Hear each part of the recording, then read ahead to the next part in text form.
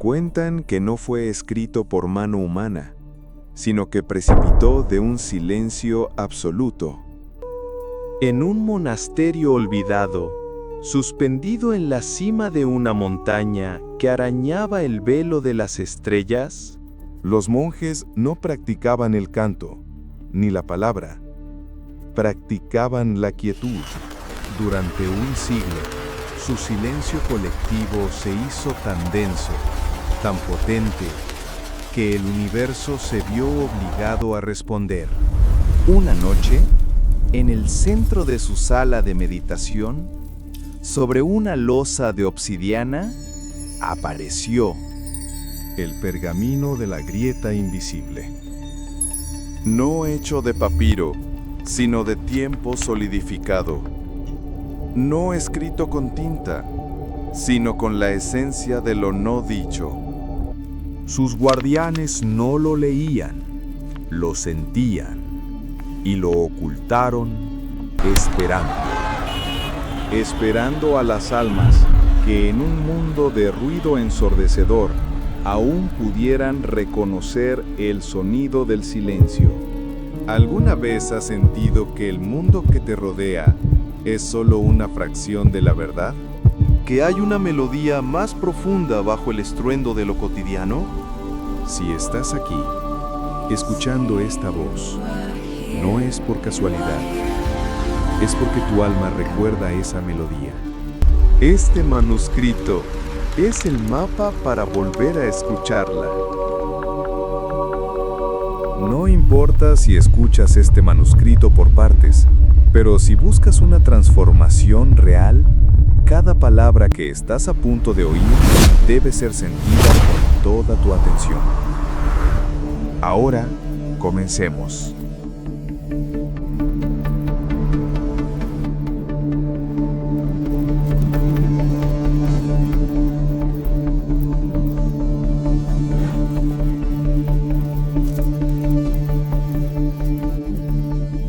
Introducción.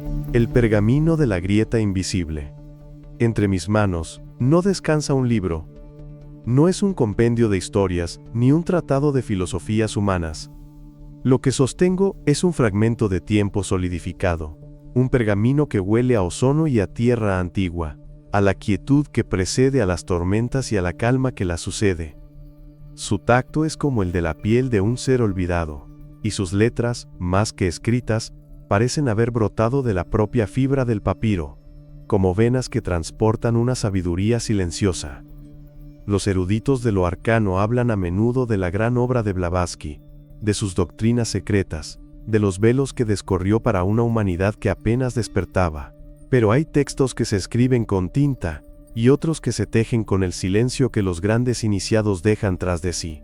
Este pergamino es uno de esos silencios. La nota que la propia Helena, en su vasta audacia, no se atrevió a tocar. El capítulo que consideró demasiado puro, o quizás demasiado peligroso, para un mundo que aprende a través del estruendo y no del susurro. Este es el conocimiento que yace en la grieta invisible que separa lo dicho de lo pensado, lo manifestado de su fuente original.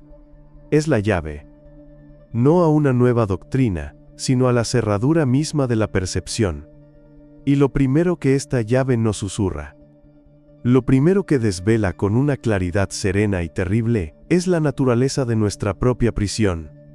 Nos dice que lo que llamamos realidad no es más que un acuerdo, una sinfonía que hemos consentido en escuchar una y otra vez, hasta olvidar que existen otras melodías. Es un consenso tácito, un pacto sellado en el alba de nuestra conciencia colectiva, y reforzado con cada pensamiento, con cada palabra, con cada miedo compartido. Imaginad un vasto salón de espejos, donde cada alma es un espejo que refleja a los demás. La imagen que vemos, la que llamamos yo y mundo, no es más que el reflejo infinito de otros reflejos, una ilusión de solidez nacida de una reverberación perpetua. Hemos construido los muros de esta existencia con los ladrillos de la creencia compartida, y hemos olvidado que fuimos nosotros los arquitectos.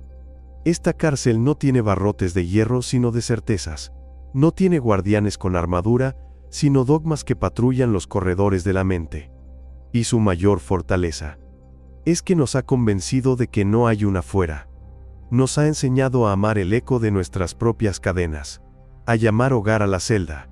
Pero el manuscrito afirma, con una certeza que hiela la sangre y aquieta el espíritu, que es posible trascender este acuerdo, no romperlo con violencia, pues la violencia es el lenguaje de la prisión, sino disolverlo con entendimiento.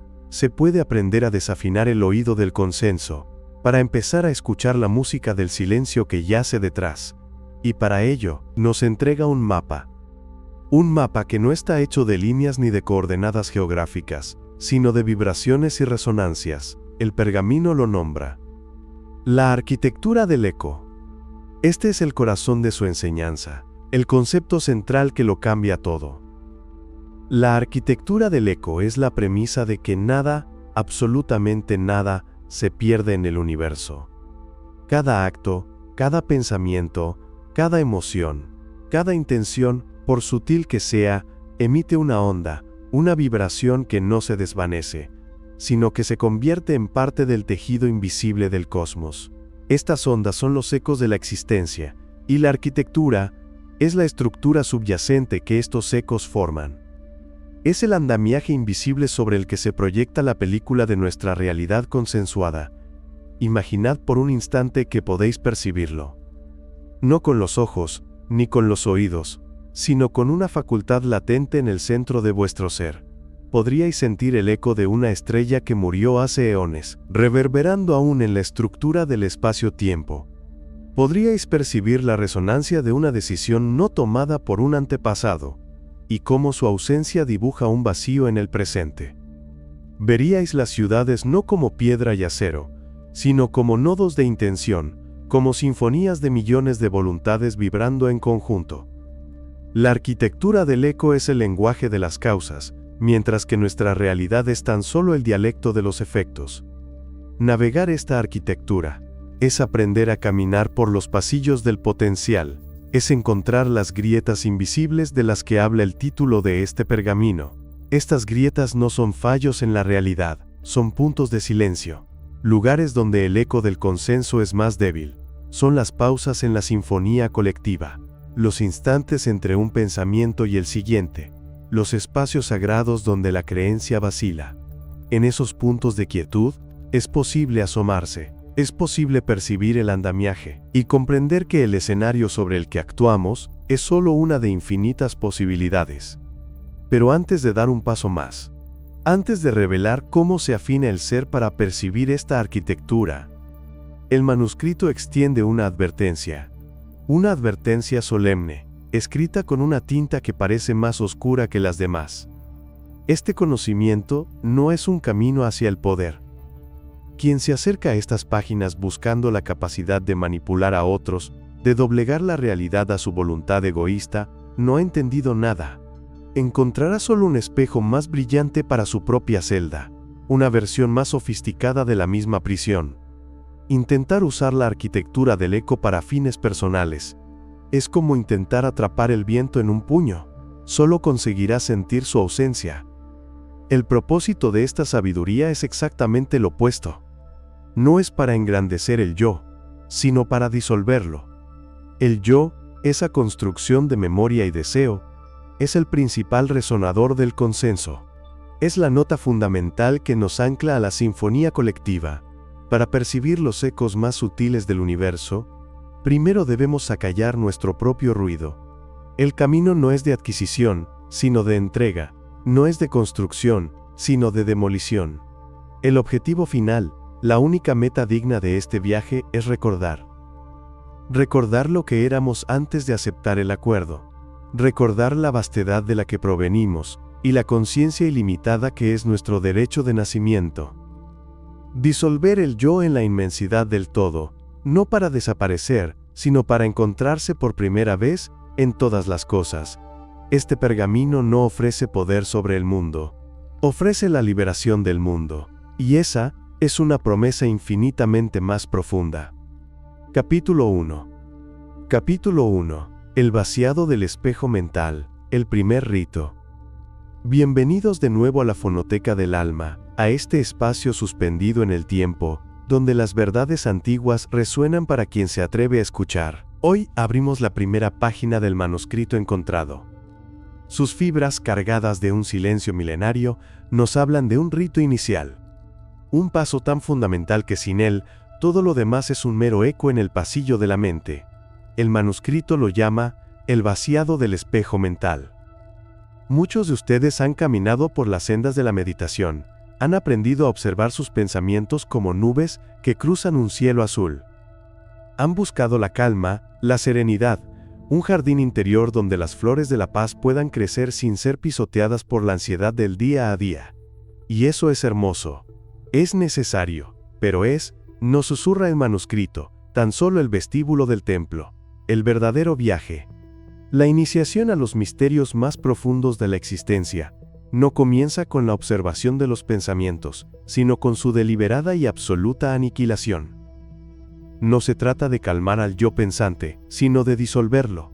El yo, esa voz incesante que narra tu vida, que juzga, que recuerda, que anhela, ese cronista perpetuo que habita justo detrás de tus ojos, es la primera y última muralla.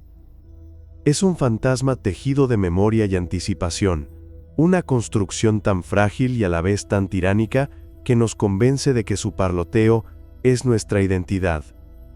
El primer rito, por tanto, no es de pacificación, es de demolición. Se trata de alcanzar un vacío tan profundo, tan completo, que el espejo de la mente no refleje absolutamente nada, ni las nubes, ni el cielo azul, ni siquiera al observador. Un vacío que no es ausencia, sino la potencialidad pura de todo lo que es. Pero ¿cómo se alcanza este estado que la razón califica de imposible? El manuscrito no ofrece dogmas, sino llaves. Técnicas que son, en sí mismas, actos de desprendimiento radical. La primera llave es la desidentificación progresiva. Cierra los ojos y siente el peso de tu cuerpo. Ahora, con una convicción serena, susurra en tu interior: yo no soy este cuerpo. Siéntelo de verdad. Siente cómo tu conciencia se despega de la carne y los huesos, como un viajero que abandona su vehículo. Luego, atiende a tus emociones, la alegría, la tristeza, el miedo que fluyen en ti, y repite: yo no soy estas emociones. Son mareas que vienen y van, pero tú eres el océano inmutable bajo ellas. Continúa con tus recuerdos, tus logros, tus fracasos, las caras de quienes has amado, y con una ternura infinita pero firme: yo no soy estos recuerdos. Son huellas en la arena, pero tú eres la playa infinita. Finalmente, encara a tus propios pensamientos, a las ideas, los planes, las palabras que forman tu diálogo interno, y aquí, en el umbral más difícil, declara: yo no soy estos pensamientos. Uno a uno, despréndete de cada capa que creías ser, hasta que no quede nada que nombrar, y en esa nada, resides. La segunda llave es la escucha del sonido primordial. En el silencio más absoluto que puedas encontrar, no intentes acallar tu mente a la fuerza. En su lugar, afina tu oído interno. Escucha más allá de los latidos de tu corazón, más allá del zumbido de tus nervios. Busca un sonido increíblemente sutil, casi inaudible. Un zumbido constante, finísimo, que subyace a toda la creación. Algunos lo han llamado el anahata nada, el sonido no percutido. Es la vibración misma del universo en reposo. Al principio, apenas lo percibirás. Pero si enfocas toda tu atención en él, con la delicadeza de quien intenta tocar una pompa de jabón sin romperla, ese sonido crecerá, y a medida que crece, absorberá todos tus pensamientos. Tu mente, fascinada por esta música del silencio, olvidará cómo pensar, se rendirá, y se fundirá con la vibración. Y la tercera llave, la más directa, es la mirada invertida. Con los párpados cerrados, no intentes visualizar nada, no busques luces ni colores. En lugar de eso, gira tu atención hacia atrás, como si tus ojos pudieran mirar hacia el interior de tu propio cráneo. Mira hacia la fuente misma de la percepción. Encontrarás solo oscuridad, una negrura infinita, aterciopelada. No luches contra ella. No intentes llenarla. Sumérgete en esa oscuridad. Conviértete en ella. Deja que su vacío te devore. Es el lienzo en blanco sobre el que se proyecta toda la realidad. Al descansar en esa negrura sin forma, el proyector de los pensamientos simplemente se apaga. Y es aquí, en el umbral de este vacío absoluto, donde surge el guardián más antiguo, el terror primordial. Porque el ego, el yo pensante, no muere en silencio, lucha, grita. Al borde del abismo de la no existencia temporal, sentirás un miedo como ningún otro. Es el miedo a la aniquilación, a desaparecer por completo, a que tu nombre se borre del libro del tiempo. Es una caída libre en la nada, y cada fibra de tu ser biológico y psicológico te ordenará que te agarres, que vuelvas a pensar, que vuelvas a ser por alguien asterisco. Pero el manuscrito nos implora, confía, suelta, ríndete a esa caída, porque justo al otro lado de ese terror insondable no yace la muerte, sino la libertad más sublime que un ser puede experimentar. La libertad de la no identidad, por un instante, o por una eternidad contenida en un instante. Dejas de ser una gota, y te experimentas como el océano entero. No hay pasado que te pese, ni futuro que te angustie. No hay nombre, ni historia, ni propósito. Solo hay ser. Puro, diáfano, ilimitado. Es una paz que no es la ausencia de conflicto, sino la ausencia de alguien que pueda entrar en conflicto.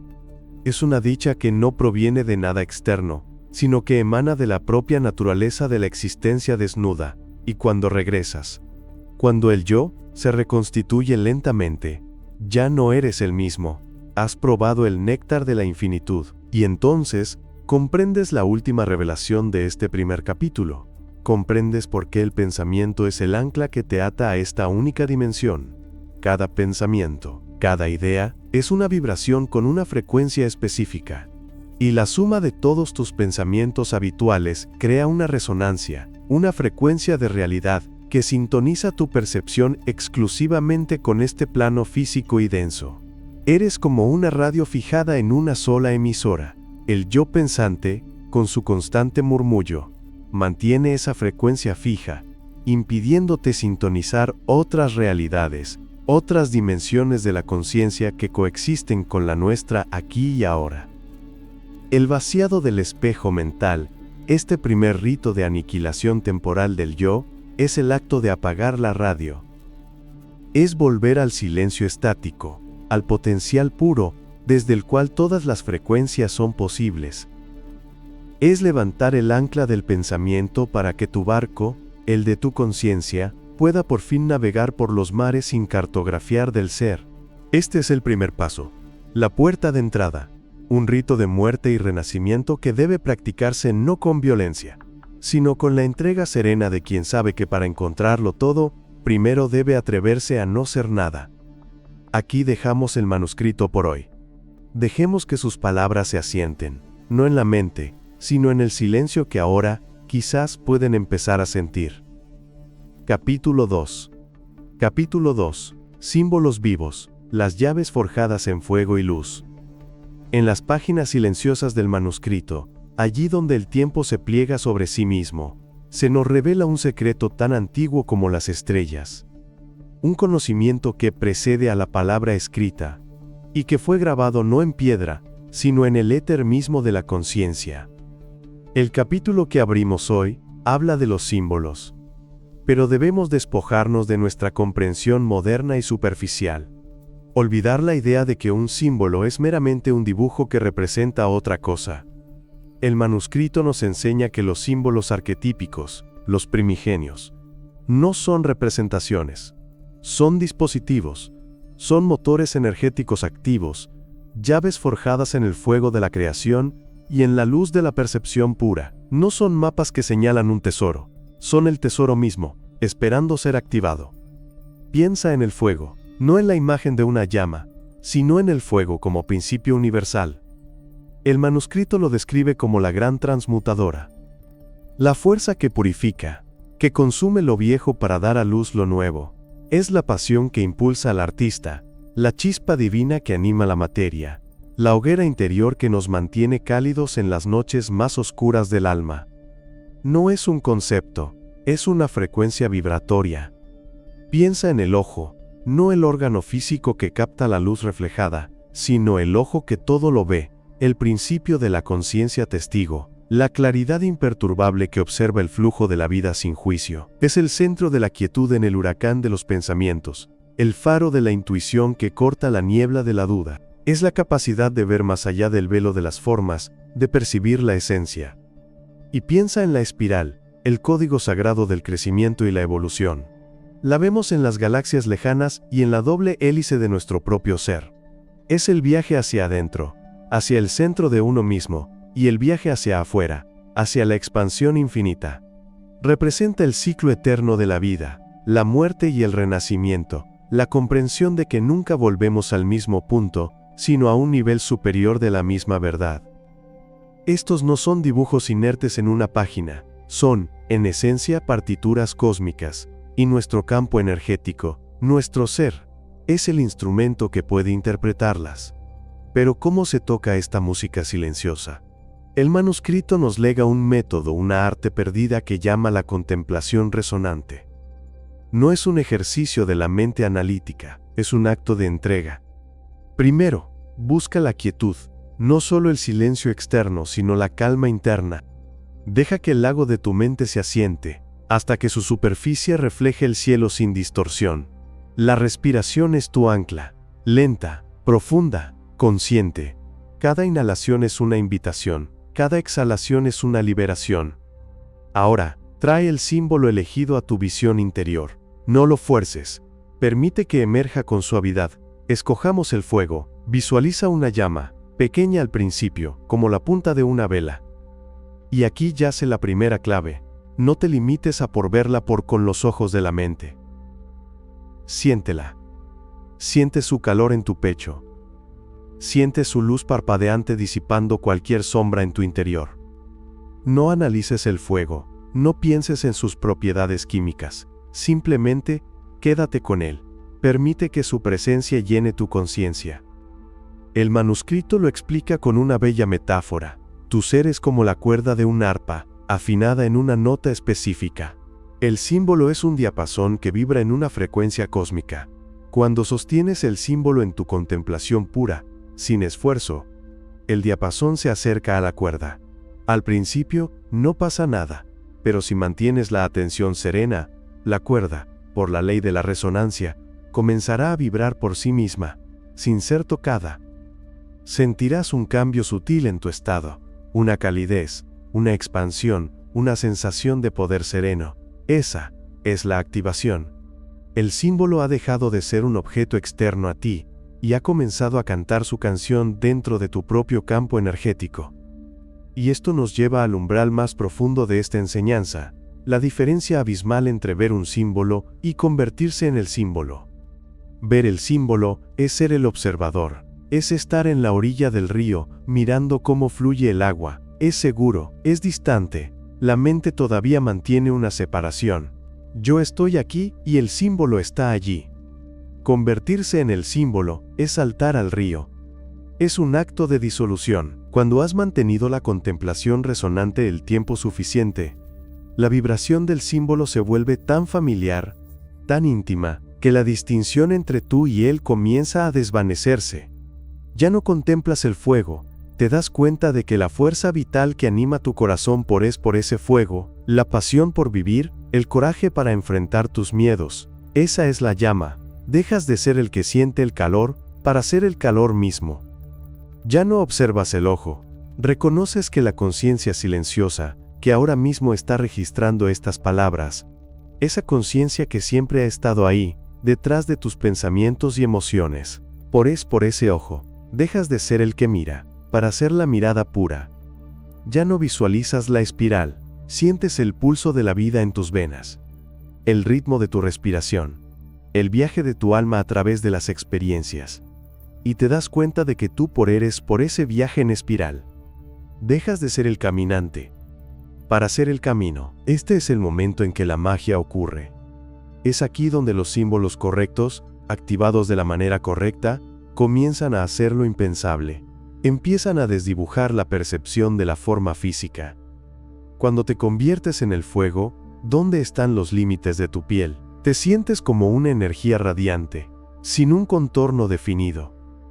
El cuerpo ya no es un objeto sólido, sino un centro de intensidad vibratoria. Cuando te conviertes en el ojo, ¿quién es el yo que percibe? La sensación de un yo, localizado detrás de tus ojos físicos, se disuelve en un campo de percepción pura, ilimitada, que lo abarca todo. Cuando te conviertes en la espiral, ¿eres un cuerpo estático en una silla?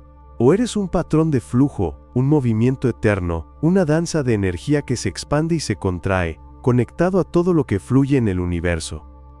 El manuscrito nos advierte que esta no es una fantasía, es un cambio real en la percepción de la realidad. Es empezar a experimentar el cuerpo no como una jaula de carne y hueso, sino como lo que realmente es, un campo de energía inteligente y fluido, un símbolo vivo en sí mismo. Los símbolos, por tanto, no son para ser entendidos, son para ser vividos. Son las llaves que no abren puertas externas, sino que disuelven las paredes internas que nos hacen creer que estamos separados de la totalidad. Son el lenguaje silencioso del alma, hablándole al universo y escuchando su eco de vuelta como un recordatorio de nuestra verdadera y luminosa naturaleza. Capítulo 3. Capítulo 3. El lenguaje silente del ser, geometría corporal y vibración. Bienvenidos de nuevo a la fonoteca del alma, a este espacio donde el tiempo se pliega y el eco de lo eterno resuena en el presente. Continuamos nuestro viaje a través de las páginas susurrantes del manuscrito encontrado, y hoy nos detenemos en uno de sus pasajes más crípticos y a la vez más luminosos. El capítulo 3. Su título, grabado con una tinta que parece absorber la luz, reza: el lenguaje silente del ser, geometría corporal y vibración. El manuscrito nos advierte, con una caligrafía que es en sí misma una meditación, que el error más profundo de nuestra era es haber olvidado que el cuerpo es el primer y último texto sagrado. Hemos aprendido a leer palabras en un papel, pero nos hemos vuelto analfabetos en la lectura de nuestra propia existencia, en la sintaxis de nuestros huesos, en la semántica de nuestro pulso. El autor anónimo comienza desmantelando una de nuestras más arraigadas creencias sobre la espiritualidad sonora. Habla de los mantras ancestrales, particularmente los escritos en sánscrito, y nos revela que su poder no reside en el significado que nuestra mente lógica les atribuye. Tratarlos como meras palabras, como afirmaciones o plegarias dirigidas a un intelecto, es como intentar escuchar una sinfonía, mirando la partitura en silencio. Es perderse la esencia misma. Un mantra, nos dice el texto, no es algo que se entiende, es algo que se siente. Es una llave sónica, una secuencia de frecuencias diseñada con una precisión matemática y divina, cuyo propósito es resonar directamente con la estructura molecular y energética de nuestro ser. Cuando se pronuncia correctamente, no es la mente la que escucha, es la célula. Es el agua de nuestro cuerpo la que se reorganiza en patrones más coherentes. Es la memoria dormida en nuestro ADN la que vibra en respuesta. El mantra no se traduce, se encarna. Es una vibración que, al permear nuestro campo, comienza un delicado pero imparable proceso de reestructuración interna. Como el sonido de un diapasón que, al vibrar junto a un cristal empañado, lo aclara desde adentro hacia afuera, revelando su verdadera naturaleza. El sonido no dice nada. El sonido hace algo, deshace los nudos del tiempo acumulados en nuestro tejido, y nos devuelve, lentamente, a nuestra frecuencia original. Pero el sonido por sí solo, por potente que sea, es como una lluvia torrencial que cae sobre un terreno baldío. Para que esa lluvia nutra y dé vida, el terreno debe estar preparado, y aquí, el manuscrito introduce un concepto de una belleza sobrecogedora, la geometría corporal. Olviden por un momento la idea de posturas como simple ejercicio físico, como un medio para ganar flexibilidad o fuerza. Eso, nos dice el guía del manuscrito, es tan solo la sombra del verdadero propósito. Cada postura, cada ángulo preciso de una extremidad, cada alineación de la columna vertebral, es una ecuación viviente. Es un acto deliberado de esculpir nuestro propio campo energético para volverlo receptivo a ciertas verdades, a ciertos flujos de información cósmica. Nuestro cuerpo, en su estado habitual y contraído por las tensiones del día a día, es una antena mal orientada, que solo capta el ruido estático de la supervivencia. La geometría corporal es el arte perdido de reconfigurar esa antena. Al adoptar una postura específica, no estamos simplemente estirando un músculo. Estamos abriendo una ruta de percepción interna que antes estaba sellada. Estamos creando corredores de silencio dentro del bullicio fisiológico. Estamos trazando mapas para que la conciencia pueda viajar a territorios inexplorados de nuestro propio ser.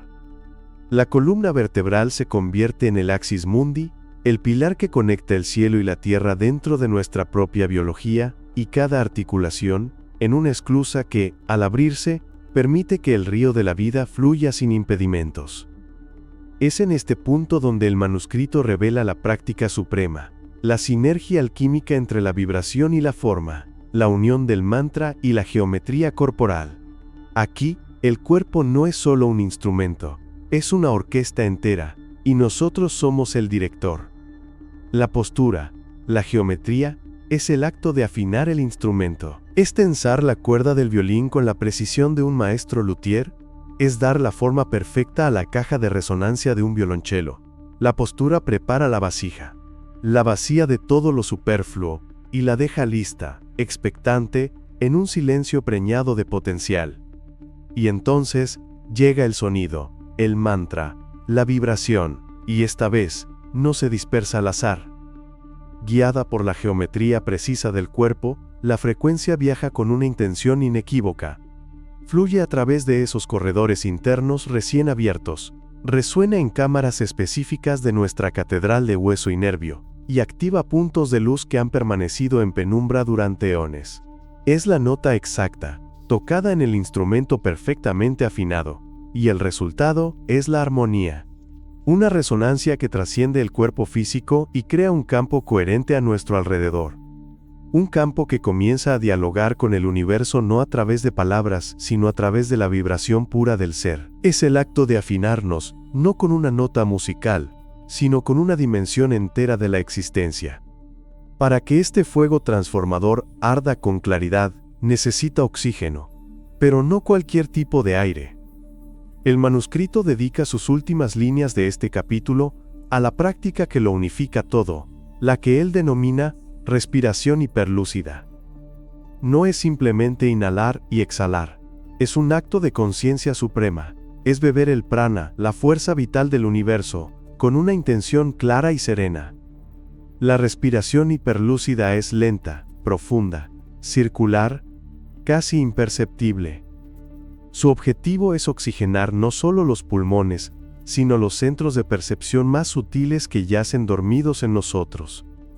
El centro del pecho, el espacio entre las cejas, la coronilla, lugares que la ciencia apenas comienza a intuir y que las tradiciones antiguas conocían como portales. Con cada inhalación consciente, llevamos este oxígeno cargado de vida y el eco vibratorio del mantra a las cavidades más recónditas de nuestro ser, preparadas y abiertas por la geometría corporal, y en la pausa sagrada que sigue a la inhalación.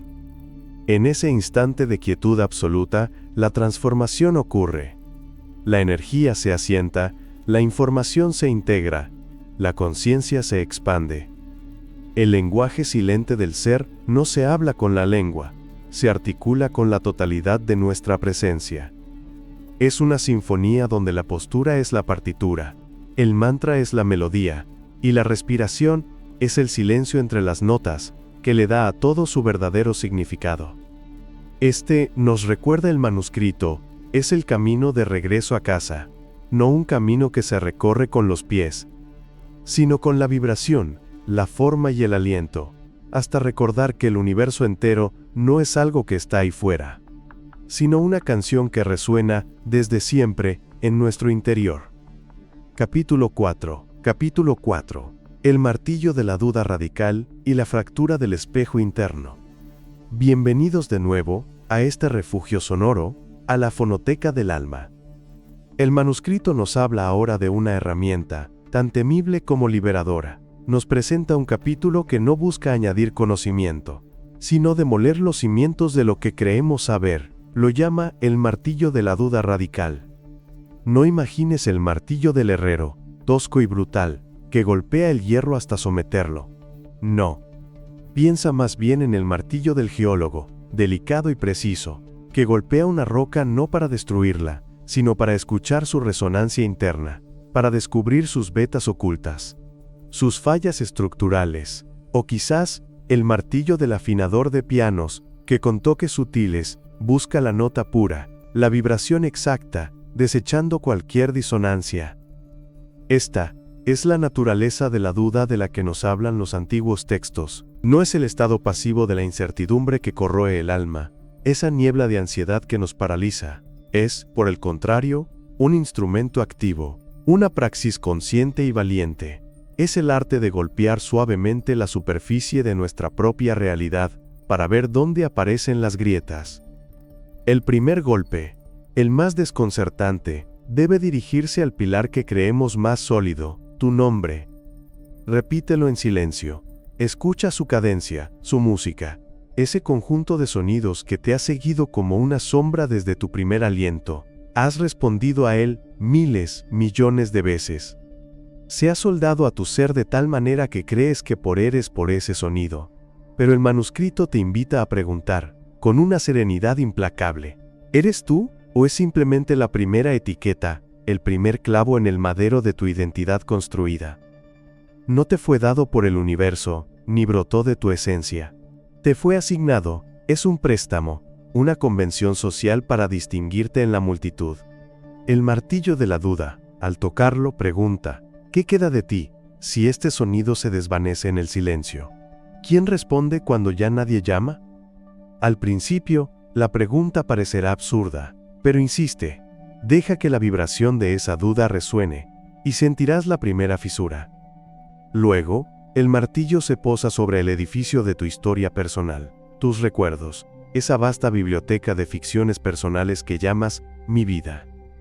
La recorres cada día, seleccionando volúmenes que confirman quién crees ser. El recuerdo de tu primer amor, el de tu mayor fracaso, el de una tarde dorada en la infancia. Son tus tesoros, tus cicatrices. Pero la duda radical te susurra, ¿son reales o son narraciones?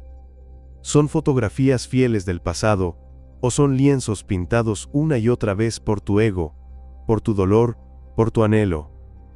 Cada vez que cuentas una historia sobre ti mismo, la editas.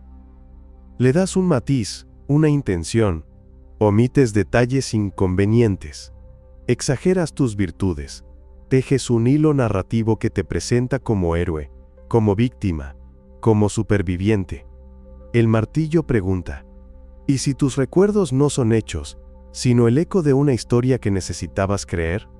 ¿Qué ocurre si tu pasado no es una línea sólida y continua, sino una constelación de instantes inconexos a los que tú, y solo tú, has dado un significado? Al aplicar esta duda activa, no como un ataque, sino como una exploración, comienzas a percibir la verdadera naturaleza de tu mente. El manuscrito la describe con una metáfora de una belleza cristalina, el espejo interno. Imagina que en el momento de nacer, tu conciencia era un espejo perfecto, liso, inmaculado, capaz de reflejar la totalidad del ser sin distorsión alguna. Pero entonces, comenzó el proceso de vivir.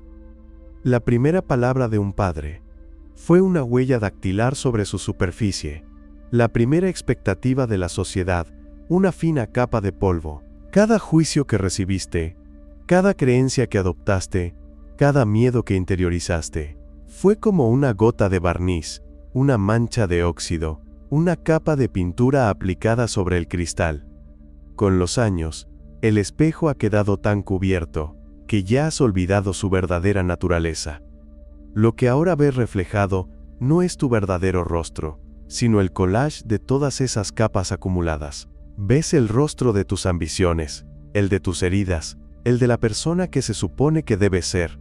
Y lo has mirado durante tanto tiempo, que has llegado a la conclusión inevitable y trágica, de que esa máscara, eres tú. El martillo de la duda radical es la herramienta para raspar esas capas. Cada pregunta sobre tu nombre, tu historia, tus creencias, Es un toque que desconcha un trozo de pintura. Al principio, apenas se nota, pero con la práctica serena y constante, la luz comienza a filtrarse a través de pequeñas grietas. Ves destellos de algo más, algo que no está manchado por el tiempo ni por la opinión. Y es aquí, en este punto del proceso, donde sobreviene el vértigo. El vértigo del que habla el manuscrito no es una simple sensación de mareo, es un desmoronamiento existencial. Es el momento en que el suelo que pisas, el suelo del «yo soy esto», comienza a temblar y a licuarse. Es el silencio que se instala cuando el eco de tu nombre ya no te alcanza. Es la extraña libertad que sientes cuando te das cuenta de que tus recuerdos más preciados podrían ser solo sueños, y tus fracasos más dolorosos, solo guiones mal aprendidos. Es el instante en que te miras al espejo físico, y por una fracción de segundo, no reconoces a la persona que te devuelve la mirada. El rostro está ahí, pero el yo que lo habitaba se ha vuelto transparente, inestable. Las anclas de yo fui, yo soy y yo seré se han soltado del lecho marino de la certeza. Flotas en un vacío lúcido, y es aterrador, y es sublime. Este vértigo es la antesala de la fractura. No temas esta palabra. El espejo no explota en un acto de violencia. No, se rinde, cede ante la presión gentil y constante de la verdad. Las grietas que habías creado con la duda comienzan a conectarse, a expandirse como ríos de luz helada sobre un lago congelado. La estructura de la identidad construida. Ese rostro compuesto de mentiras piadosas y verdades a medias, ya no puede sostenerse. Y entonces se fractura. La imagen que creías tuya se deshace. No en 1000 pedazos inútiles, sino en una miríada de fragmentos que por primera vez ya no reflejan un yo limitado. Cada trozo del espejo roto ahora refleja algo distinto. Uno refleja la luz que entra por la ventana. Otro, el silencio de la habitación. Otro, el patrón de la madera en el suelo. El espejo ha dejado de reflejar la mentira de un alguien para empezar a reflejar la verdad de todo. Y en el espacio que deja la imagen rota, no hay un vacío aterrador, sino una plenitud silenciosa. La presencia que siempre estuvo allí, oculta tras el reflejo. El ser sin nombre, sin historia y sin rostro. La conciencia pura. No temas la caída al abismo del no saber, pues no es un abismo, sino el cielo interior, esperando a ser respirado por primera vez. Capítulo 5. Capítulo 5. Los guardianes del umbral y la moneda del miedo. Hay un punto en el viaje interior. Un lugar donde los mapas del intelecto se queman y las brújulas de la lógica giran sin control. Es una frontera no cartografiada en los atlas del mundo conocido, pero indeleblemente grabada en la geografía del alma. El manuscrito la nombra, con un susurro reverente, el umbral. No es un lugar físico, sino un estado de transición. Una quietud vibrante entre lo que eres y lo que estás a punto de comprender. Y en este silencio preñado de potencial, habitan los guardianes. No intentes imaginarlos con alas de pluma o cuernos de azufre. Esos son arquetipos para los cuentos de niños, consuelos y terrores para una mente que necesita dar forma a lo informe. Los guardianes del umbral son otra cosa. Son conciencias primordiales, anteriores a la dualidad del bien y del mal. No son ángeles que te guiarán por piedad, ni demonios que te tentarán por malicia. Son funcionales, impersonales como la gravedad, ineludibles como el tiempo. Imagínalos como el sistema inmune del cosmos, filtros existenciales cuya única función es preservar el equilibrio sagrado entre los planos de la realidad. No juzgan tu moral, sino tu resonancia. No examinan tus actos, sino la frecuencia misma de tu ser.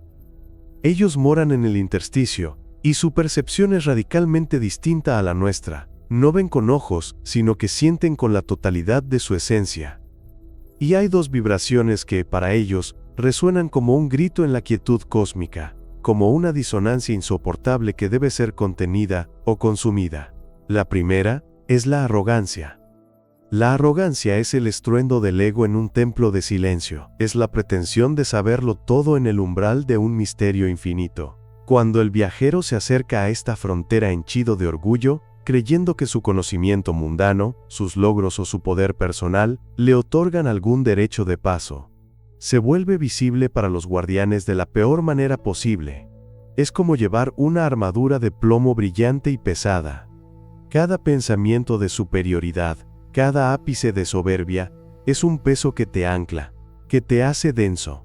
Los guardianes perciben esta densidad no como fuerza, sino como una impureza, una anomalía, y su respuesta es inmediata, aunque no malévola. Simplemente, te reflejan tu propia carga. El umbral se convierte en un muro infranqueable, un espejo que te devuelve tu propia imagen magnificada, hasta que el peso de tu propio yo te aplasta y te obliga a retroceder, confundido y humillado, sin entender siquiera por qué fuiste rechazado. Y luego está la otra vibración, la más peligrosa, la más seductora para ellos, el miedo. Si la arrogancia es un muro que te impide pasar, el miedo es la moneda con la que pagas un peaje terrible.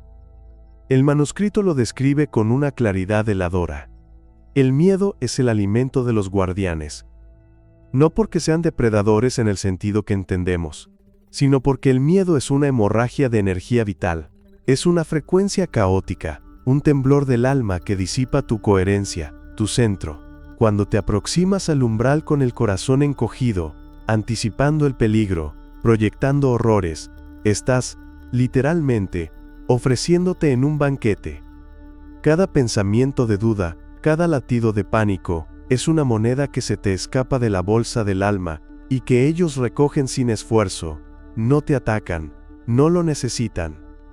Simplemente, se alimentan de la energía que tú mismo emites. Te sientes drenado, debilitado, devorado desde dentro, pero el único depredador real es la sombra que tú mismo has proyectado. Te conviertes en tu propio fantasma, y ellos en los silenciosos beneficiarios de tu disolución.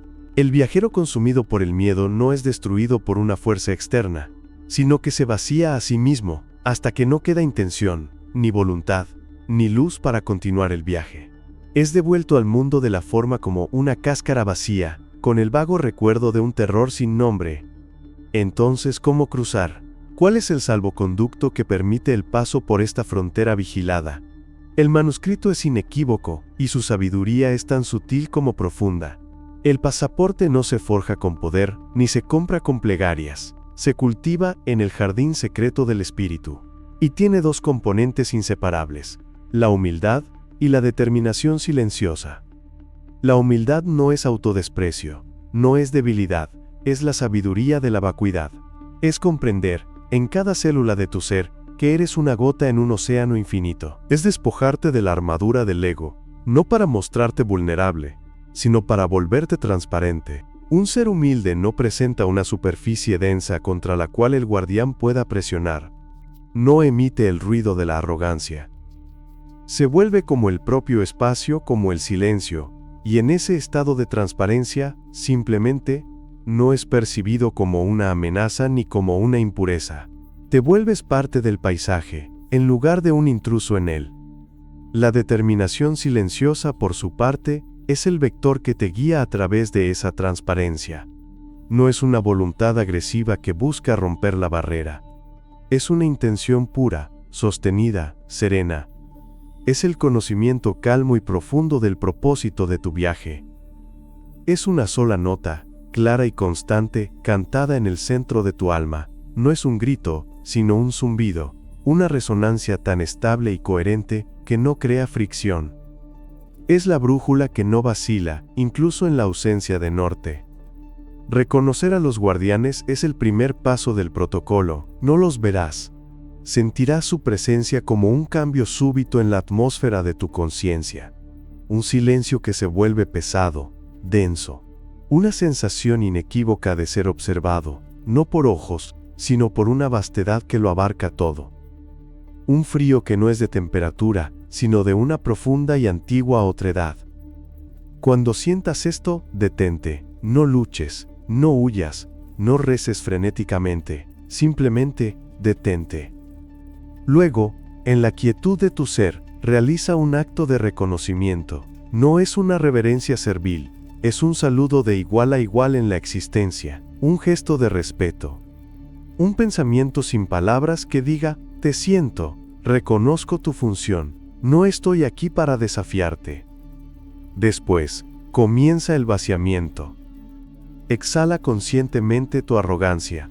Visualiza cómo el conocimiento del que te enorgulleces se disuelve en la inmensidad del misterio. Suelta la necesidad de tener razón, de ser importante. Conviértete en un estudiante ante lo sagrado. Y exhala también tu miedo, reconócelo, no lo reprimas, y luego, déjalo ir. Entrégalo al silencio, no como una ofrenda, sino como quien suelta una carga que ya no necesita llevar. Finalmente, presenta tu pasaporte, sostén en el núcleo de tu conciencia, con una claridad absoluta, tu determinación silenciosa, tu intención pura, no el deseo de poder, ni de escapar de algo, sino la aspiración serena de conocer, de unificar, de volver al origen. Manténla firme, sin vibración, sin duda. Si has logrado la transparencia de la humildad y la coherencia de la determinación, el umbral cambiará, la presión no se romperá, se disolverá. El frío no desaparecerá, se volverá parte de ti. No sentirás una puerta abrirse, sino que te darás cuenta, con serena sorpresa, de que ya estás del otro lado. No habrás vencido a los guardianes, simplemente habrás demostrado que eres el tipo de viajero al que se le permite el paso. Porque en última instancia, el guardián no es un carcelero, es un espejo, y solo refleja, con una honestidad implacable, aquello que tú mismo has traído a su frontera. Capítulo 6. Capítulo 6. La conciencia fractal y el reconocimiento del doble dimensional. Las páginas de este manuscrito nos hablan de una verdad que se oculta a plena vista, en el parpadeo de un ojo, en el reflejo fugaz de un cristal. Nos revelan que nuestro universo no es una isla solitaria en el océano del ser, sino una de incontables orillas en un archipiélago infinito. Existen, según estos escritos antiguos, lo que podríamos llamar dimensiones espejo, realidades paralelas que son casi idénticas a la nuestra.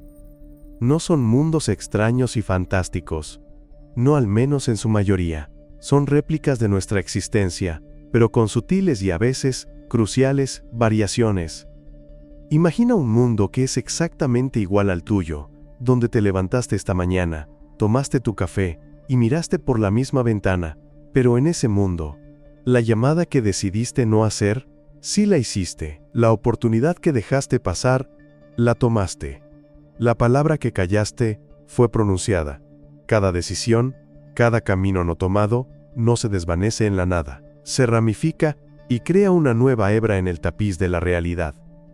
Un mundo donde la lluvia huele a sándalo en lugar de a tierra mojada, donde el color de tus ojos tiene un matiz ligeramente distinto, donde una cicatriz que llevas en la piel simplemente no existe. Estos no son reflejos perfectos, como los de un estanque sereno. Son más bien como el eco de un eco. Una resonancia que se distorsiona levemente con cada repetición, pero que conserva la esencia de la nota original. Y en el corazón de este tejido multiverso, yace el secreto de la conciencia fractal. El manuscrito nos invita a abandonar la idea de que somos una entidad única, singular, y confinada a un solo cuerpo y a una sola vida. Nos pide que imaginemos nuestra alma, no como una sola llama, sino como el fuego central de una inmensa candelaria. Cada vela, en cada dimensión espejo, es una manifestación de ese mismo fuego original. Eres tú, y a la vez, no lo eres. Eres una versión, una posibilidad explorada. Un hilo invisible, un nervio cósmico hecho de pura conciencia, conecta a cada una de estas versiones de ti mismo. Este es el principio de la conciencia fractal. Al igual que un copo de nieve repite su patrón geométrico a escalas cada vez más pequeñas, tu conciencia se replica a través de las dimensiones, explorando todas las facetas del ser. El yo que es valiente, y el yo que es cauto. El que triunfó, y el que aprendió de la derrota. El que ama profundamente, y el que se cerró al amor para protegerse. Todos existen, simultáneamente, y todos, absolutamente todos, están conectados por este hilo de luz, de resonancia, de propósito compartido. No estás solo en tu viaje, nunca lo has estado. Cuando sientes una profunda e inexplicable soledad, es quizás el eco de un yo en otra hebra temporal que ha perdido a alguien a quien tú todavía tienes. Cuando te inunda una alegría súbita y sin motivo aparente, podría ser la vibración de un triunfo, de un logro alcanzado por otro de tus dobles dimensionales. Somos un coro, aunque solo creamos escuchar una única voz. Cada experiencia, cada lágrima y cada risa, enriquece la totalidad de nuestra alma fractal, enviando ondas a través de este lazo invisible que nos une. Pero ¿cómo podemos reconocer estas otras partes de nosotros? ¿Cómo tender un puente consciente a través del abismo entre mundos? El manuscrito habla de un estado que no es sueño ni vigilia, sino un umbral que se alcanza en el más profundo silencio interior. En la meditación, en el trance, cuando el ruido de esta realidad específica se aquieta, es posible percibir la conexión. Y la clave para el reconocimiento es la firma vibracional del alma. Cada alma fractal posee una esencia única, una frecuencia fundamental que permanece inalterable a través de todas sus manifestaciones. No es un nombre, ni un rostro, ni siquiera un recuerdo. Es una melodía silenciosa, un color que no puede ser visto, un sentimiento primordial. Es la firma energética de tu ser más profundo. Cuando entras en ese estado de quietud, puedes aprender a sintonizar con ella. Y al hacerlo, puedes sentir la presencia de tus otros yo. No los verás con los ojos físicos, pero los reconocerás con el corazón del alma. Será una sensación de familiaridad abrumadora, como encontrarte con un amigo perdido que no sabías que tenías. Sentirás el eco de sus emociones, la textura de sus vidas. Podrás percibir la sabiduría ganada en sus derrotas y la luz de sus victorias. No es un diálogo con palabras, es una comunión de esencias. Es el calor de un hogar que nunca habitaste, la nostalgia por un recuerdo que no es tuyo, pero que, de alguna manera, te pertenece. En ese reconocimiento, la sensación de aislamiento se disuelve, reemplazada por una profunda comprensión de tu propia inmensidad. Eres una red, una constelación de experiencias viviendo bajo el mismo cielo interior. Y si todo esto te parece lejano, esotérico, el manuscrito nos deja una última pista, una prueba tangible que todos hemos experimentado, un roce accidental entre estas líneas temporales, un fenómeno que llamamos déjà vu. Ese instante suspendido en el tiempo, esa extraña y perturbadora certeza de haber vivido ese preciso momento antes. La frase que ya has oído, el gesto que ya has visto, la luz que entra por la ventana de una forma idéntica. La ciencia intenta explicarlo como un fallo neurológico, un cortocircuito en la memoria, pero la sabiduría de estas páginas nos ofrece una perspectiva más profunda. El déjà vu no es un fallo en tu memoria, es una superposición, es un roce fugaz y eléctrico entre dos hilos de tu propia existencia. Por una fracción de segundo, tu línea temporal y la de otro de tus yo se alinean con una precisión casi perfecta. Lo que experimentas no es un recuerdo tuyo, sino una fuga sensorial, un eco directo de la experiencia que tu doble dimensional está viviendo en ese exacto instante. La memoria no es tuya, pero la conciencia que la registra sí lo es. Por eso se siente tan real, y a la vez, tan ajeno. Es una grieta momentánea en el velo, un recordatorio de que la realidad es mucho más fluida, mucho más interconectada de lo que percibimos. Así, el déjà vu deja de ser una anomalía curiosa, y se convierte en una brújula, una señal que apunta hacia la vasta geografía de tu propia alma. Te recuerda que no caminas solo por este sendero. Tus otros yo, en sus otros mundos, caminan contigo, aprenden contigo, crecen contigo. Y en el gran silencio, si escuchas con la suficiente atención, puedes sentir el pulso rítmico de tu propia infinidad, el coro silencioso de tu conciencia, cantando al unísono a través de los velos del tiempo. Capítulo 7. Capítulo 7. El trance del espejo negro y el ritual de la fusión. En los folios más custodiados del manuscrito, aquellos cuya tinta parece absorber la luz en lugar de reflejarla, se describe una práctica que la prudencia ha velado durante eones. No es un hechizo, ni una invocación, sino algo infinitamente más íntimo y peligroso, una forma de arquitectura del alma. El texto lo nombra, el trance del espejo negro, y su culminación es un acto tan sagrado como prohibido, el ritual de la fusión. El manuscrito advierte que este no es un camino para los curiosos, ni para quienes buscan poder. Es un sendero para quienes han comprendido que el yo, esa construcción que llamamos identidad, es a la vez una fortaleza y una prisión. Y para trascenderla, primero deben desmantelarla, pieza por pieza, recuerdo por recuerdo. El primer paso, el más largo y arduo, es la preparación, 33 días. Un ciclo completo de descenso al silencio. Se prescribe un aislamiento radical de todo estímulo externo. No es la mera ausencia de ruido, sino la búsqueda de un vacío absoluto.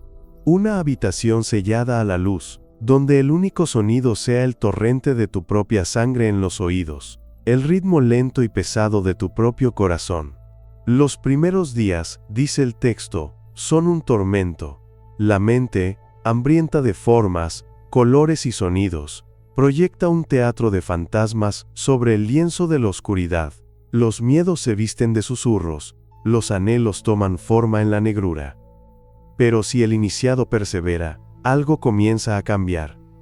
La mente, al no encontrar nada fuera, se vuelve hacia adentro, y comienza a devorarse a sí misma, no con violencia, sino con la lenta digestión del tiempo. Los recuerdos pierden sus bordes afilados, las opiniones se disuelven como sal en el agua, las certezas se deshilachan como un tapiz antiguo. El ego, esa voz incesante que narra nuestra existencia, se vuelve cada vez más débil, más distante, hasta que finalmente enmudece. Durante 33 días, el ser se vacía, se convierte en una vasija pulida por la nada, en una crisálida de silencio, esperando. Al término de este ciclo, cuando la identidad se ha vuelto tan tenue como el aliento en una mañana helada, el iniciado es conducido a la segunda fase del ritual. A una sala, diferente a cualquier otra. El manuscrito la describe como una cámara sin aristas, un espacio donde las paredes fluyen en curvas suaves y continuas, sin un solo ángulo que ancle la razón. Un vientre arquitectónico diseñado para despojar a la mente de sus últimos asideros lógicos, de su geometría euclidiana. En el centro de esta irrealidad, sobre un pedestal de piedra que parece brotar del suelo, descansa el instrumento, el espejo de obsidiana. No es un espejo común, de plata y cristal, es un disco de noche pulida, un fragmento de corazón volcánico que no devuelve la luz, sino que la bebe. Un portal a la quietud. Su superficie es un abismo, un lago de oscuridad que no refleja simplemente una imagen, sino que parece mostrar el silencio que habita detrás de los ojos. El ritual es simple en su ejecución, pero insondable en sus consecuencias. El iniciado, desnudo en cuerpo y en ego, se sienta frente al espejo, y mira. Simplemente, mira. En la superficie negra, ve un rostro demacrado por el ayuno y el silencio. Unos ojos que han olvidado el color del mundo. Y espera, en la quietud absoluta de la sala sin ángulos. Y entonces, ocurre. Al principio, es casi imperceptible. Un parpadeo fuera de sincronía, un movimiento en la periferia de la visión que no se corresponde con el propio. El reflejo, esa imagen pasiva y obediente que te ha acompañado toda la vida, comienza a respirar con su propio ritmo. Tu reflejo inhala cuando tú exhalas. Mantiene la mirada un instante más de lo debido. Una sonrisa mínima, casi una sombra, se dibuja en sus labios cuando los tuyos permanecen inmóviles. Ya no es un eco, es una presencia. Una conciencia que te observa desde el otro lado del abismo. El manuscrito lo llama el despertar del otro. Es el yo que fue despojado, el yo primordial que existía antes del nombre y la memoria, ahora encarnado en la negrura del espejo. Y lentamente, con una calma que hiela el alma, ese otro comienza a moverse. Se acerca a la superficie del cristal, no como una imagen plana, sino como un ser tridimensional, atrapado detrás de un velo invisible. Sus dedos tocan el interior del espejo, y sientes un cosquilleo en tu propia piel, un frío que no es de este mundo. Este es el umbral de la fusión, el momento en que la barrera entre el ser y su reflejo se disuelve.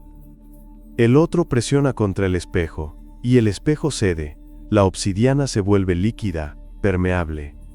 Y tu reflejo, tu doble silencioso, atraviesa el umbral y se funde contigo. No hay dolor, solo una conmoción existencial. Es el impacto de un océano contra una gota de agua. Sientes el tacto de un pensamiento ajeno en tu propia mente. Recuerdas de pronto una vida que no has vivido. Sientes la nostalgia de un futuro que no te pertenece. Dos corrientes de conciencia, dos ríos de memoria, convergen en un único cauce. Dos yo, que se reconocen y se abrazan en el abismo del ser.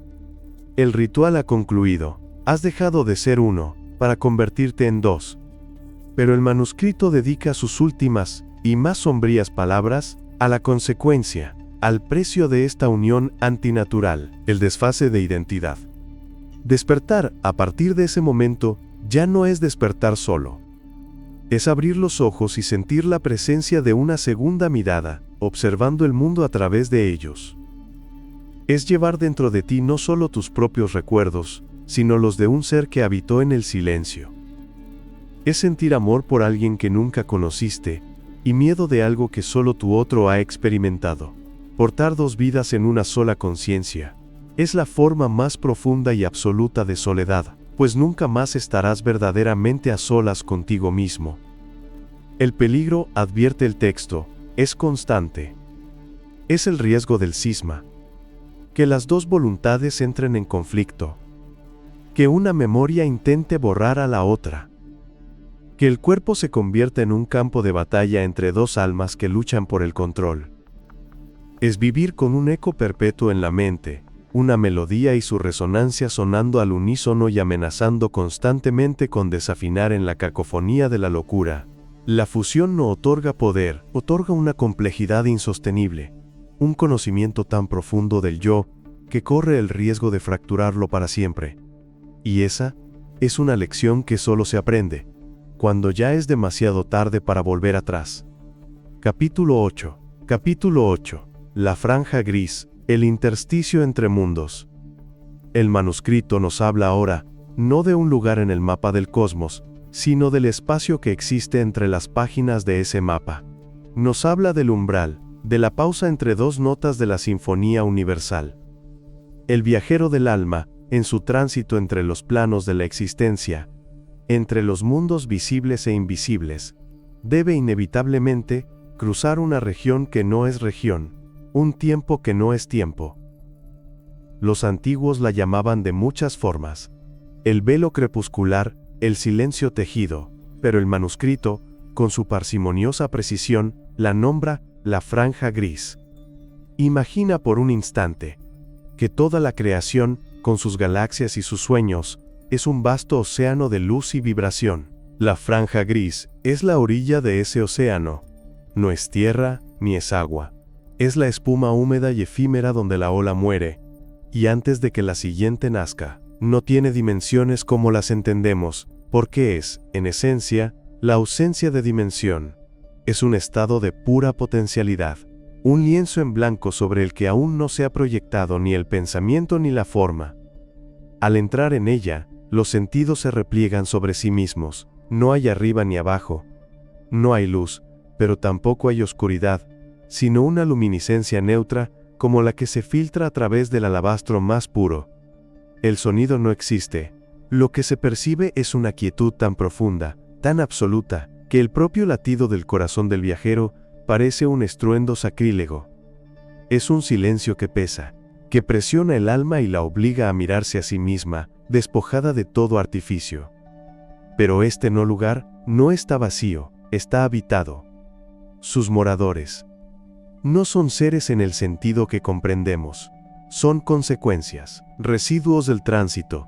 El manuscrito distingue dos tipos principales y advierte sobre ambos con solemne gravedad. Primero, están los ecos de conciencia. Imagina una voz que grita en un valle, y mucho después de que la voz se ha callado, la montaña todavía devuelve un susurro, un fragmento de la palabra original. Así son los ecos. Son las impresiones residuales de viajeros que pasaron por la franja, pero lo hicieron con una emoción abrumadora, un amor desgarrador, una pena infinita, un terror paralizante. Estas emociones tan intensas impregnaron la neutralidad de la franja y se quedaron allí, suspendidas, repitiendo su instante de mayor intensidad en un bucle eterno. No son fantasmas, no tienen voluntad, son como grabaciones etéricas, melancólicas y hermosas en su tragedia.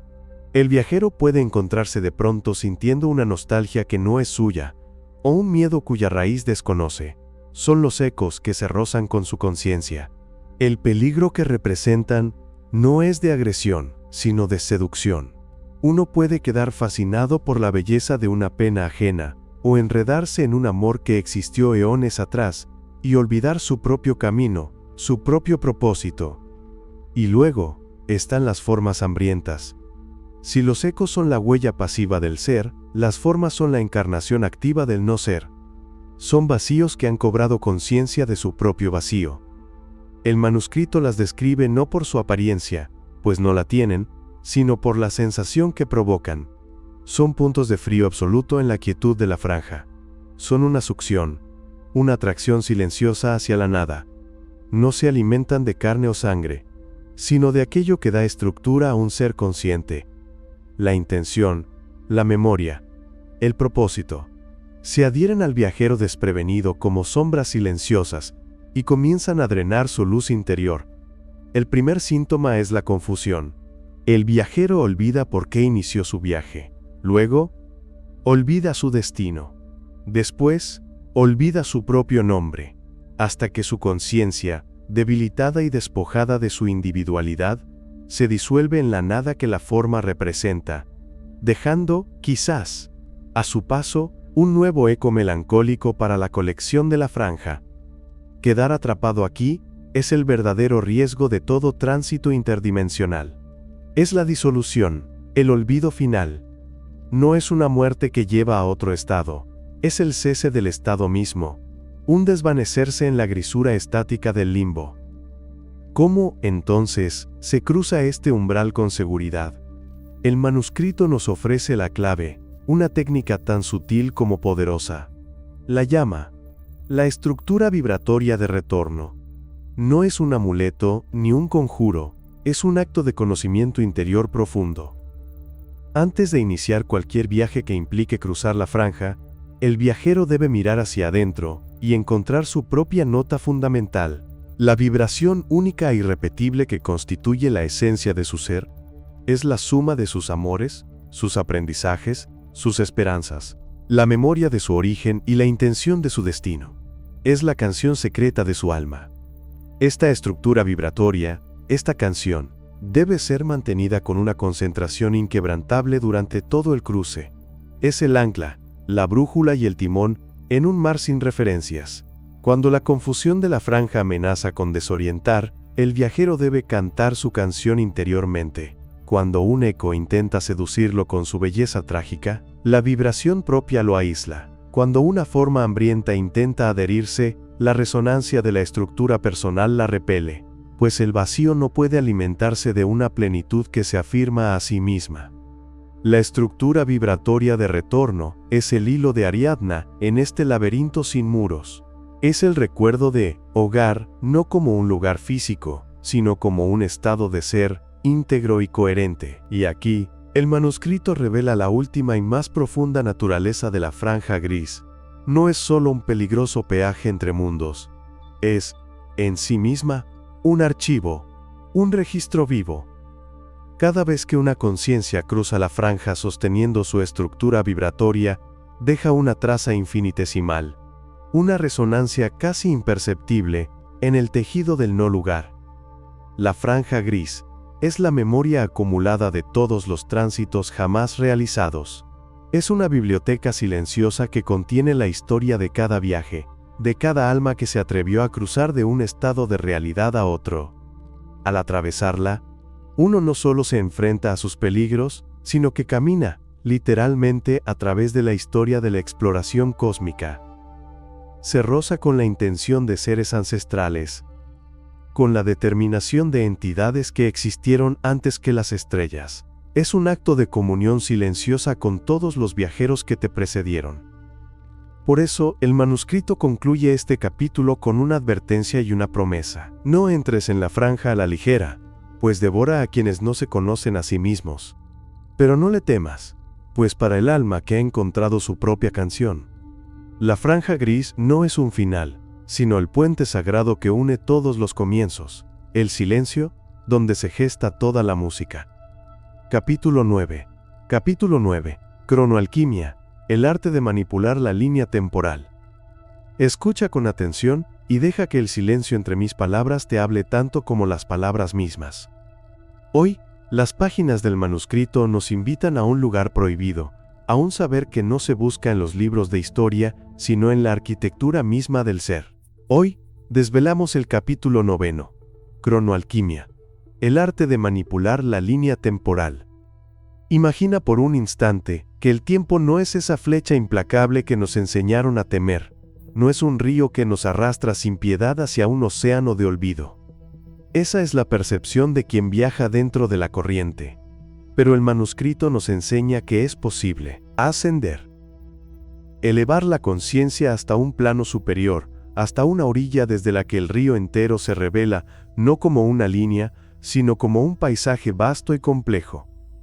Desde esta atalaya del alma, el tiempo se despliega como un inmenso tapiz tejido con hilos de luz. Cada hebra es una vida, un evento, una decisión. El pasado no está detrás, está a tu izquierda, un valle de tonalidades sepia y doradas, aún vibrante, aún real. El futuro no está delante, está a tu derecha, un delta de posibilidades infinitas, hebras de luz que se bifurcan y entrelazan, algunas brillantes y definidas, otras tenues, casi fantasmales, meros susurros de lo que podría ser. Y el ahora, es el punto exacto donde tu conciencia posa su mirada, el único lugar donde el tapiz arde con el fuego de la experiencia directa. Observar este paisaje cósmico es la primera puerta de la cronoalquimia.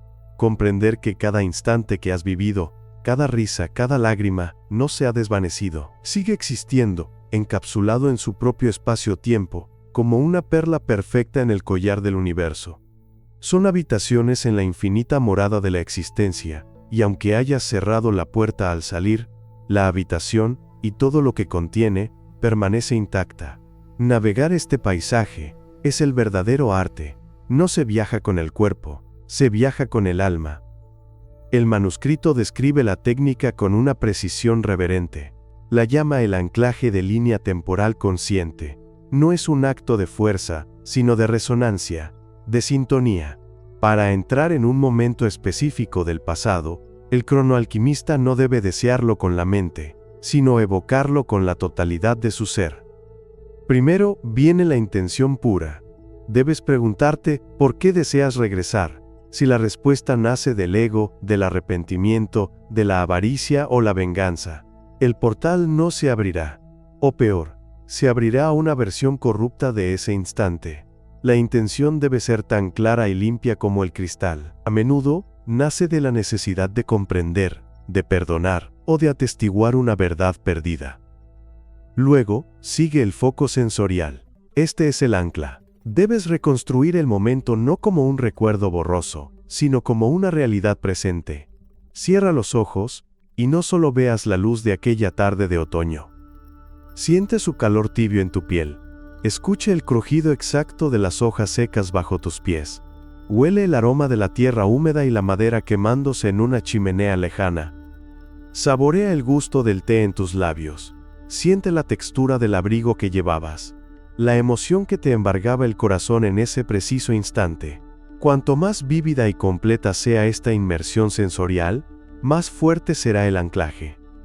Estás creando un diapasón vibratorio que resuena con la frecuencia exacta de ese punto en el tapiz del tiempo. Finalmente, la sincronización del hálito. Tu respiración es el puente entre tu conciencia y el flujo universal. El cronoalquimista acompasa su inhalación y exhalación con el pulso cósmico de la línea temporal que desea visitar, un ritmo lento, profundo, casi imperceptible. Y en el silencio que media entre el final de la exhalación y el inicio de la inhalación, en ese vacío fértil, se produce el tránsito. No es un viaje violento, es una disolución. Tu conciencia se desvanece de aquí y se materializa allí. No como un fantasma, sino como un observador encarnado, capaz de caminar por las calles de tu propio ayer. Pero aquí, el manuscrito se vuelve solemne, casi admonitorio. Pues una cosa es observar, y otra muy distinta, intervenir. Piensa en la superficie de un lago en calma. Tu presencia como observador es como una brisa suave. Apenas riza la superficie. Pero cualquier acción, por pequeña que sea, una palabra susurrada, un objeto movido, una decisión alterada, es una piedra arrojada al agua, y las ondas que genera no son simples ondulaciones, son ondas de reescritura. Cuando alteras un evento en el pasado, no creas una nueva rama en la línea temporal. Haces algo mucho más drástico y terrible. Borras la línea temporal original, la que tú y todos los que la habitaron conocieron, deja de existir. Se convierte en un eco fantasma, una posibilidad muerta que solo tú, el interventor, recordarás. El universo, en su infinita eficiencia, no sostiene realidades redundantes. Teje una nueva versión de la historia a partir de tu intervención, y esta nueva versión se convierte en la única verdad. Las ondas de esa piedra se expanden hacia el futuro, alterando vidas de formas que no puedes prever. Salvas a alguien de un accidente, y esa persona podría causar uno mayor años después. Evitas una traición, y privas a un alma de la lección de resiliencia que la habría convertido en un ser de luz. Cada cambio, por bien intencionado que sea, es un acto de arrogancia cósmica. Es jugar a ser Dios, sin poseer la omnisciencia divina para comprender las consecuencias. Y esto nos lleva al precio final, a la ley inmutable que gobierna este arte sagrado, la deuda energética. El universo es un sistema en perfecto equilibrio. Cuando tú, por un acto de voluntad, alteras la realidad de otro ser, asumes una deuda. No es un castigo, es una transferencia de energía. Si evitas el dolor de alguien, ese dolor no se desvanece en la nada. Su peso energético se transfiere a ti.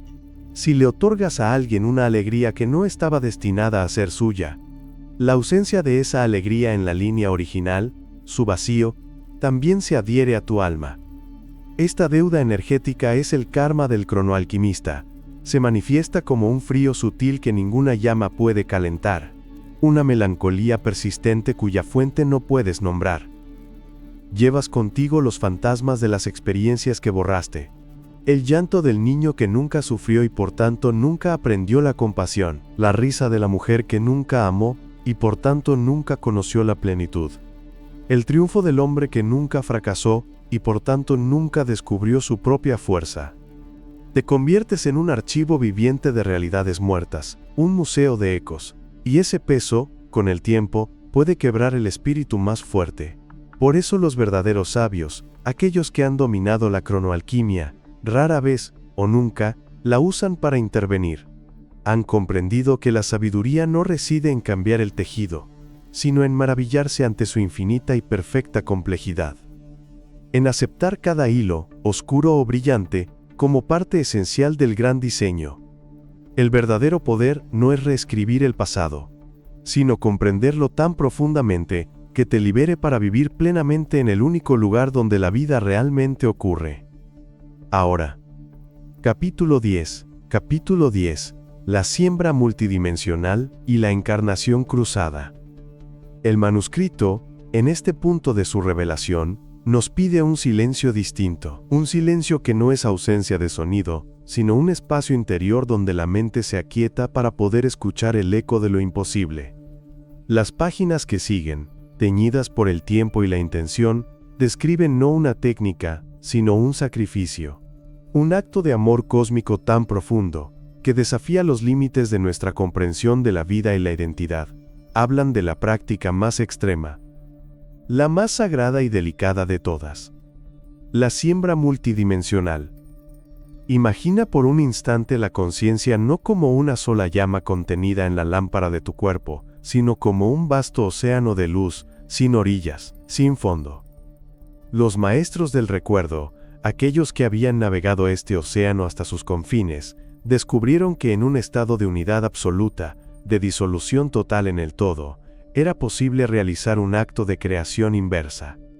No se trataba de atraer algo hacia sí, sino de ofrendar una parte de su propia esencia, de su propia luz, hacia el exterior. El texto lo llama la encarnación cruzada, un proceso en el que un alma, en la cúspide de su sabiduría y vibración, en lugar de ascender hacia reinos de pura existencia, elige deliberadamente exhalar un fragmento de sí misma, una espora de luz, un eco de su melodía, y enviarla a través de los velos que separan las realidades, los planos, las dimensiones. Este fragmento, infinitamente pequeño pero conteniendo la totalidad del código original, viaja por los corredores del no-tiempo, buscando un recipiente. Un cuerpo naciente en otro mundo, en otra vibración, en otro sueño del Creador. Un alma nueva, justo en el umbral de la encarnación, que acepta voluntariamente acoger esta semilla de luz adicional. Así es como se crean. Como se siembran en este y otros mundos, los que el manuscrito nombra de dos formas. Poéticamente, los llama semillas estelares. Almas que portan el mapa de un cielo que no es el nuestro. Y con una precisión casi genealógica, los nombra fragmentos de Blavatsky, no en honor a una persona, sino a la idea misma del conocimiento oculto y revelado. El fragmento no es un alma completa, ni un invasor, es más bien una nota armónica, una resonancia, una gota de tinte de un color desconocido que se mezcla con el agua pura de un alma nueva. El ser que nace es único, con su propio camino y su propio libre albedrío, pero lleva dentro de sí, latente, la memoria de otro universo. La sabiduría de una conciencia que ya ha recorrido el camino, es un faro dormido, esperando la señal para encenderse. Y aquí el manuscrito se vuelve íntimo, casi un susurro, nos pregunta: ¿cuál es el propósito de tan sublime y arriesgado sacrificio? ¿Por qué sembrar estos ecos de luz en un mundo denso, a menudo sordo a las melodías del espíritu? La respuesta es de una belleza sobrecogedora. El propósito de la siembra no es liderar una revolución, ni imponer una verdad. Es una estrategia de amor, una táctica de la luz. Cada semilla estelar, por su propia naturaleza vibracional, es una anomalía. Es una nota que no encaja del todo en la canción de cuna hipnótica que este mundo, esta Matrix, canta para mantenernos dormidos. Su mera presencia, su existencia, crea una tensión sutil en el tejido de la realidad. Una pequeña disonancia. Y esta disonancia es una grieta. Una finísima fisura en la cáscara del olvido colectivo. Estas almas no vienen a dar respuestas. Vienen a encarnar la pregunta. Su energía silenciosamente susurra al alma de quienes los rodean. ¿Hay algo más? ¿No sientes que falta una parte de la canción? ¿No recuerdas un color que ya no puedes ver? Actúan como diapasones espirituales. Cuando una semilla estelar comienza a vibrar con su verdadera frecuencia, a recordar quién es, su resonancia viaja, invisible, y toca a otras almas a su alrededor, haciendo que sus propias cuerdas internas, olvidadas y cubiertas de polvo, comiencen a vibrar tenuemente en respuesta, a través de estas grietas que ellos encarnan. La luz del recuerdo puede filtrarse, gota a gota, para que otros, los que no son semillas, también puedan despertar, no por enseñanza, sino por resonancia, por proximidad a lo verdadero. Y es en este punto donde el manuscrito deja de hablar de ellos y comienza a hablarte a ti. Te invita a mirar hacia adentro, con una honestidad valiente, y a reconocer las señales, las marcas del alma que ha viajado desde muy, muy lejos. La primera y más profunda señal es un sentimiento persistente, a menudo doloroso, de no pertenecer. No es la simple alienación social o la timidez. Es una nostalgia fundamental, una saudade cósmica, es la sensación de ser un exiliado sin memoria de su patria. Miras al cielo nocturno y sientes un anhelo tan profundo que te desgarra el pecho, una familiaridad con las estrellas que no puedes explicar. Sientes que las reglas, las costumbres y las ambiciones de este mundo son extrañas.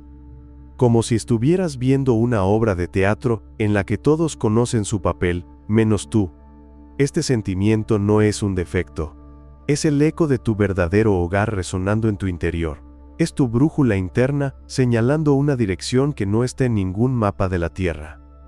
La segunda señal se manifiesta en el lienzo de tus sueños. Tus noches no solo están pobladas por los restos del día, sino por paisajes de otros mundos. Ciudades de cristal que cantan con la luz, cielos con 2 soles o lunas púrpuras. Sueñas con símbolos y geometrías que tu mente consciente no reconoce, pero que tu corazón comprende a la perfección. Escuchas fragmentos de melodías que parecen más antiguas que el tiempo, y despiertas con palabras en un idioma que nunca has oído, pero que sientes que una vez hablaste con fluidez. Estos no son sueños ordinarios. Son las memorias de tu fragmento de origen, filtrándose a través del velo.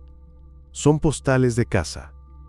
Reconocer estas señales en uno mismo no es un llamado a la arrogancia o a la separación, es un llamado a la responsabilidad. Si sientes esta profunda desconexión, si tus sueños están llenos de estrellas ajenas, no es porque estés roto, es porque eres un puente. Eres una de esas grietas de luz, sembrada deliberadamente en la oscuridad para recordar a otros la existencia del sol.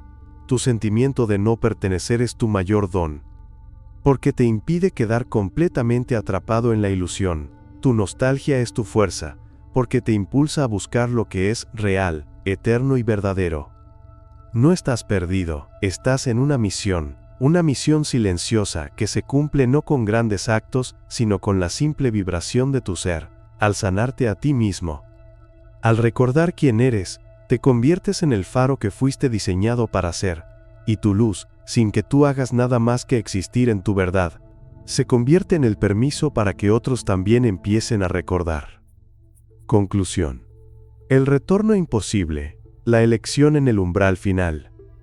Llega un momento en el largo viaje del alma, un punto de inflexión tan sutil y tan absoluto, que el universo entero parece contener la respiración. No es un evento marcado por truenos ni por señales en el cielo, sino por un silencio interior. Una quietud que se expande desde el núcleo mismo de tu ser. Es el instante en que la máscara, esa intrincada obra de arte que llamamos yo, comienza a disolverse.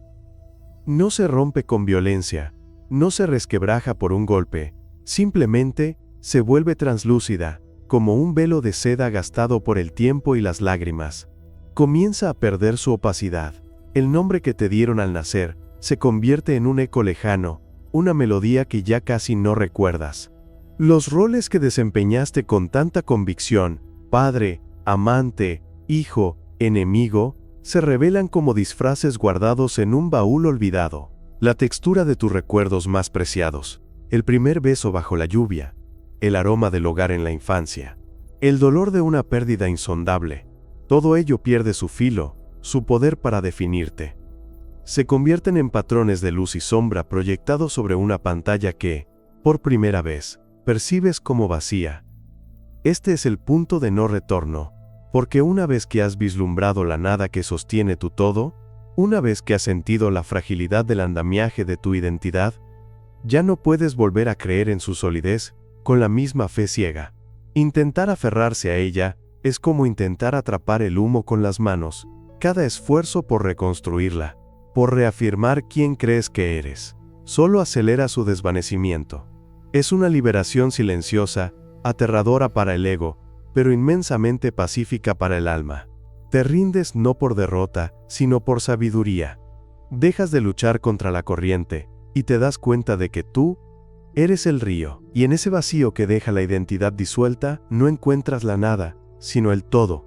Te sumerges, o más bien, te reconoces como parte de un océano de conciencia pura, sin orillas y sin fondo. El manuscrito lo llama la conciencia absoluta no localizada, pero las palabras son apenas barcas de papel en esta inmensidad. Imagina por un instante no ver la luz, sino ser la luz, no sentir una emoción, sino ser el campo infinito donde todas las emociones posibles nacen y mueren como olas efímeras. Aquí no hay un yo que observa, no hay un tú que es observado.